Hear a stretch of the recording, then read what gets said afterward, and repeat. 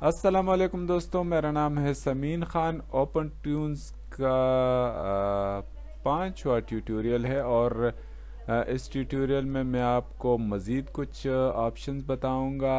हमने ruler tools तक किया था और अब जो है आगे के टूल्स में आपको बताऊंगा। रूलर टूल जो है लास्ट टूल था जब पिछला ट्यूटोरियल मैंने आपको बताया था। अगर ये लकीर हम यहाँ पर खींचें तो जैसे मैंने आपको बोला था, नाप तोल कर आप काम कर सकते हैं। ठीक है, यहाँ पर जो है इसका पूरा जो है डाटा आ जाता है। ठीक है, कि आप कितने पिक्सल्स पर काम कर रहे हैं और क्या कर रहे हैं, वो सारा जो है आप नाप तोल कर सकते हैं। ठीक है, अच्छा, ये तो हुआ रूलर टूल। और इसके बाद जो है कंट्रोल पॉइंट एडिटर टूल जो है इसकी शॉर्ट की है सी। ठीक है, और इसको हम जो है सेलेक्ट करेंगे तो क्या होगा कि हम अगर रास्टर लेवल पर आएंगे तो रास्टर पर ये काम नहीं करेगा। हम वेक्टर लेवल पर सेलेक्ट करेंगे तो ये यहाँ पर काम करेगा, लेकिन उससे पहले हमें कुछ चाहिए। ठीक है, मिसाल के तौर पे हमने ये एक लकीर खींची। ठीक है, अब इस लकीर को जैसे ये आड़ी टेढ़ी है तो इसको सीधा करने के लिए हम क्या करेंगे, कंट्रोल पॉइंट एडिटर टूल लेंगे, इस पर क्लिक करेंगे और इसमें हमारे सामने पॉइंट्स जो है वो जाहिर हो जाएंगे। अगर हम इसको यहाँ लेकर आते हैं और फिर हम इसको इस तरह से और इसको यहाँ लेकर आते हैं और फिर ये इस तरह से। ठीक है, और ये है तो इसको अगर हम यहाँ लेकर आए तो ये लकीर हम सीधी कर सकते हैं, या यूं कहिए कि आप इसमें से कुछ भी एडिट कर सकते हैं। ठीक है, कुछ भी ड्राइंग जो है वो बनाने के लिए आपको आसानियाँ देता है ये टूल। ठीक है, और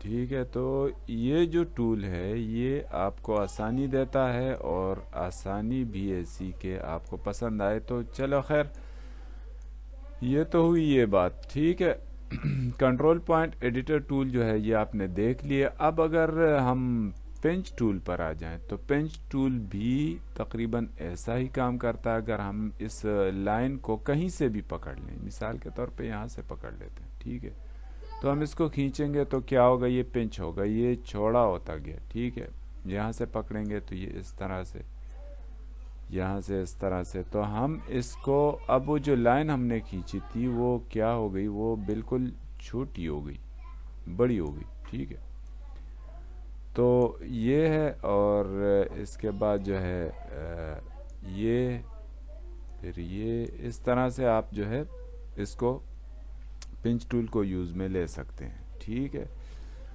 अच्छा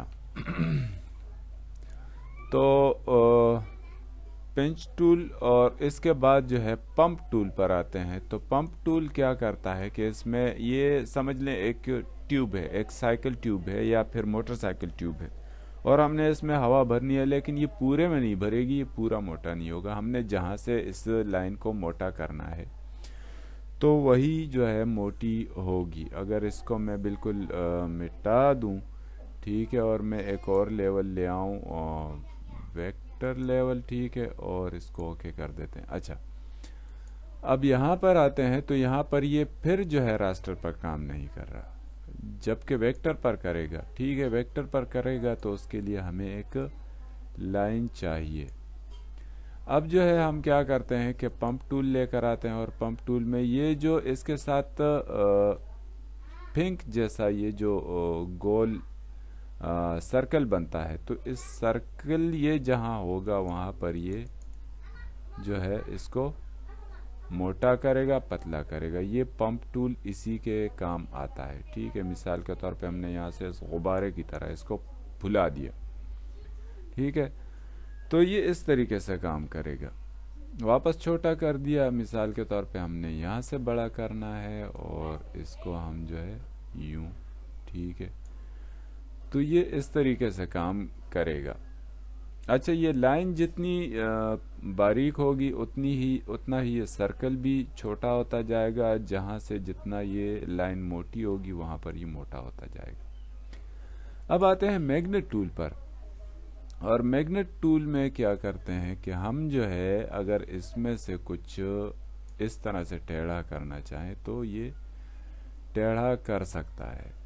अगर हम जो है इस सर्कल को बड़ा कर दें, मिसाल के तौर पे इतना हमने कर दिया, और अब जो है हम इसको, तो ये बड़ा एरिया जो है वो लेगा, सिलेक्ट करेगा। ठीक है, तो ये है मैग्नेट टूल। और अब जो है आते हैं बेंडर टूल। बेंडर टूल यानी कि इसको बेंड करना है हमने, तो क्या करेंगे कि हम इसको सिलेक्ट करेंगे। ठीक है, और यहाँ यहाँ और फिर यहाँ और इसको यूं। ठीक है, तो ये यहाँ से बेंड कर देगा इसको। ठीक है, तो ये बेंडर टूल भी, ये सारे ड्राइंग के लिए ये टूल्स दिए गए हैं। इसके अलावा जो है ये आयरन टूल है। आयरन टूल क्या करता है कि ये सीधा करता है। मिसाल के तौर पे ये हमने यहाँ से टेढ़ा कर दिया था, अब अगर इसको हम जो है वापस सीधा करना चाहें तो आप देखते हैं कि ये जो है ये अब सीधा हो जाएगा एकदम। ठीक है, ये देखिए,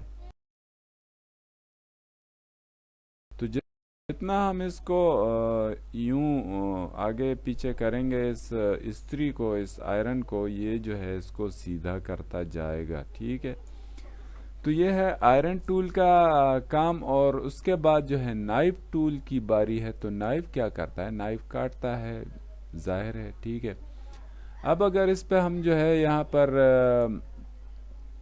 ये लेकर आए कंट्रोल पॉइंट एडिटर टूल, तो ये सारे के सारे में ये लाइन बन गई। लेकिन अगर मैं नाइफ टूल से इसमें कट लगाता हूँ, ठीक है, मैंने एक कट लगा दिया। ठीक है, और अब जो है मैं कंट्रोल पॉइंट एडिटर टूल पर आता हूँ तो ये यहाँ तक ही हो गया, क्योंकि मैंने यहाँ पर कट लगाया था। ठीक है, तो नाइफ का काम है कट लगाना। ठीक है, और ये नाइफ टूल जो है कट लगाता है। मैंने जो है आपको कलर पिकर और आरजीबी पिकर जो है बताया था। आरजीबी पिकर क्या है, आरजीबी पिकर जो है अगर हम यहाँ से इसको सेलेक्ट करते हैं और फिर जो है आरजीबी पिकर जो है यहाँ से